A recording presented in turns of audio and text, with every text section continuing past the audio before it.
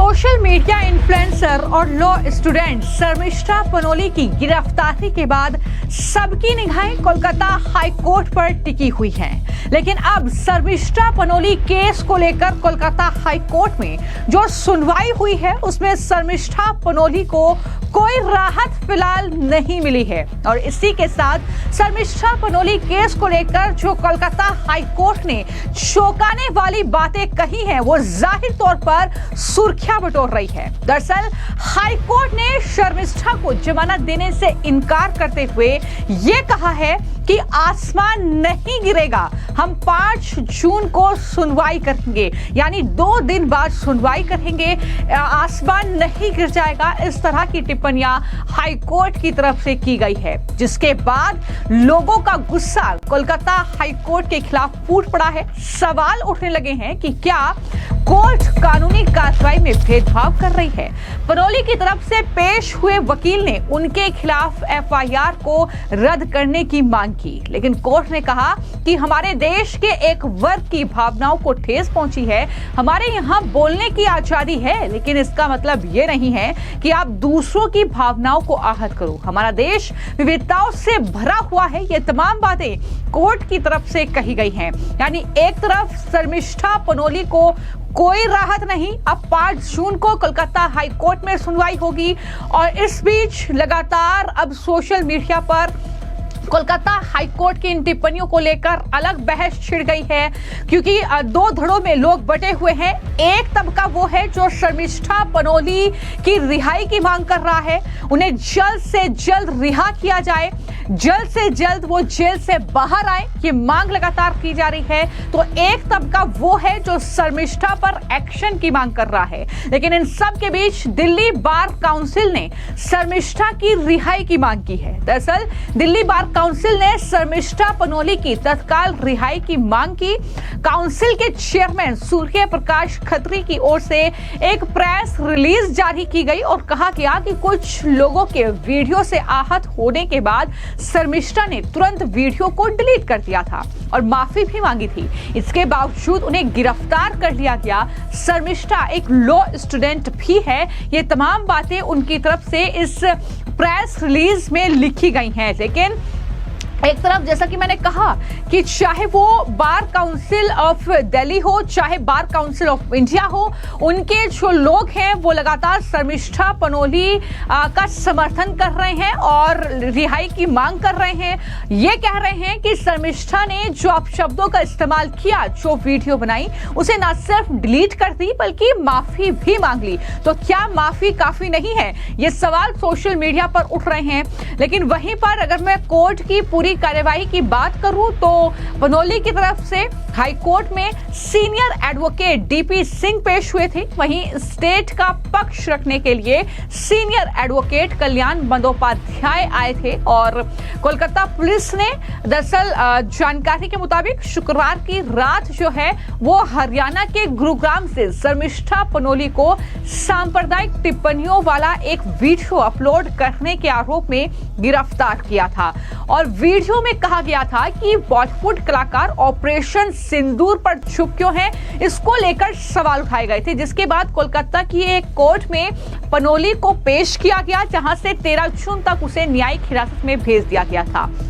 सुनवाई के बाद कोर्ट में पनोली को मिलने वाली सुविधाओं का भी जिक्र हुआ और कोर्ट ने राज्य को बयान रिकॉर्ड किए कि पनोली को भी वो सभी सुविधाएं दी जा रही हैं जो अन्य कैदियों को मिलती हैं। इस पर जो एडवोकेट थे पनोली के, वो बोले कि क्या ये मानवाधिकार है? मैं हैरान हूं। कोर्ट ने सिंह से कहा कि अपनी एनर्जी दूसरे केस के लिए बचाकर रखें। ये टिप्पणियां भी वहां पर हुई हैं। कोर्ट ने ये भी कहा कि एक आतंकवादी को भी इसका अधिकार होता है।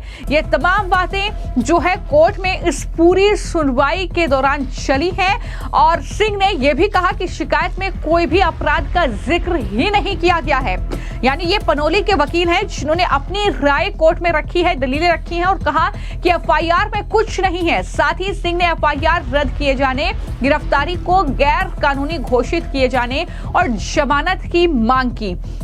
तो ये तमाम चीजें हुई और इस बीच दरअसल पुलिस को 2 दिन का वक्त पुलिस ने मांगा था, उन्हें वक्त दिया गया। और ये जो टिप्पणी की गई है कि 2 दिन में आसमान नहीं गिर जाएगा, ये वाकई ऐसे लगता है कि कोई गंभीरता से इस मामले को कोर्ट भी नहीं ले रही है। इस तरीके की टिप्पणियां की जा रही हैं और इसी को लेकर सोशल मीडिया पर भी लोग जो है वो कमेंट कर रहे हैं और कहीं ना कहीं अब कोर्ट के इस फैसले पर सवाल उठाए जा रहे हैं। कई लोगों ने ट्वीट करते हुए लिखा कि कोलकाता हाई कोर्ट ने शर्मिष्ठा को जमानत देने से इनकार किया, कहा कि आसमान नहीं गिरेगा, हम 5 जून को सुनवाई करेंगे। बॉम्बे हाई कोर्ट ने पाकिस्तान समर्थक जिहादी के लिए कहा कि आप एक छात्र का जीवन बर्बाद कर रहे हैं, इस पर केस कैसे कर सकते हो। तो एक देश में 2 कानून, ये लोगों की राय है जो इस कोलकाता हाई कोर्ट की टिप्पणियों के बाद शर्मिष्ठा पनोली के केस में देखने को मिल रही है। क्योंकि हमने देखा था कि हाल ही में पुणे की एक छात्रा जिसने पाकिस्तान के समर्थन में पोस्ट किया था और जब उसकी गिरफ्तारी हुई तो उसके बाद महाराष्ट्र की हाई कोर्ट ने उसे जमानत दे दी, ये कहते हुए कि आप छात्र का जीवन बर्बाद नहीं कर सकते। तो क्या शर्मिष्ठा पनोली एक छात्रा नहीं है?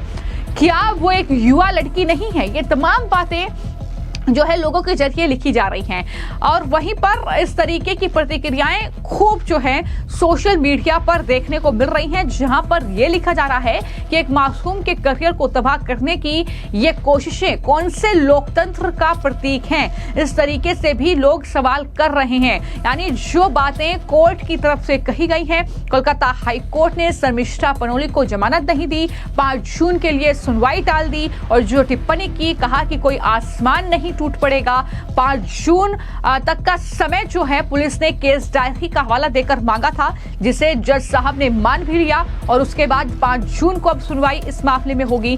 देखना होगा कि 5 जून को क्या सुनवाई होती है, क्या टिप्पणियां होती है, क्या शर्मिष्ठा पनोली को जमानत मिलती है या नहीं। क्योंकि ये जो गिरफ्तारी है इस पर वाकई कई तरह के सवाल उठ रहे हैं और सबसे बड़ा सवाल पश्चिम बंगाल की सरकार, वहां की मुख्यमंत्री ममता बनर्जी और साथ ही साथ पश्चिम बंगाल की पुलिस पर उठ रहे हैं कि किस तरीके से जिस शख्स ने उसके खिलाफ शिकायत दर्ज कराई उस शख्स को, कादरी को, अभी तक वो दरअसल गिरफ्तार नहीं हो पाया है। वो इस तरीके से छिपा हुआ है और पुलिस उसे ढूंढ नहीं पा रही है। लेकिन शर्मिष्ठा पनोली को यही पश्चिम बंगाल की पुलिस 1500 किलोमीटर दूर से ढूंढ कर निकाल कर ले आती है। तो यहां पर इस तरीके के सवाल भी अब सोशल मीडिया पर खूब पूछे जा रहे हैं। लेकिन अभी भी निगाहें कोलकाता हाई कोर्ट पर, जब 5 जून को सुनवाई होगी और सुनवाई में क्या फैसला कोलकाता हाई कोर्ट का होगा ये देखना होगा। फिलहाल आपकी इस पूरे मामले को लेकर क्या राय है, मैं कमेंट बॉक्स में जरूर लिखें। धन्यवाद। See, the Bar Council, I thank the Bar Council of India. I thank Kangana Ranaut ji. Every Indian and every Hindu and Rashtravadi Musalman needs to stand up against this, अन्याय. This is not right. This is completely injustice. She has asked for forgiveness, she has deleted the post, and even after that you are after her just because she's a Hindu. You wouldn't have dared if she was a Muslim girl. And so many, posts we have seen lately after Operation Sindoor. Muslims have been doing, abusing India, abusing Modi ji in West Bengal. They are from West Bengal. Abusing our goddess in Ma Kamakha in Assam. But no action has been taken. So it is very, very clear message from the Mamata Banerjee's government. If you are a Muslim and if you are a Hindu who is abusing or saying something against a Muslim, you will not be spared. But if the same thing is done by a Hindu or a Muslim against the Hindu dharma or against the Hindus, hurting the crores of Hindus who are in West Bengal today, no action will be taken.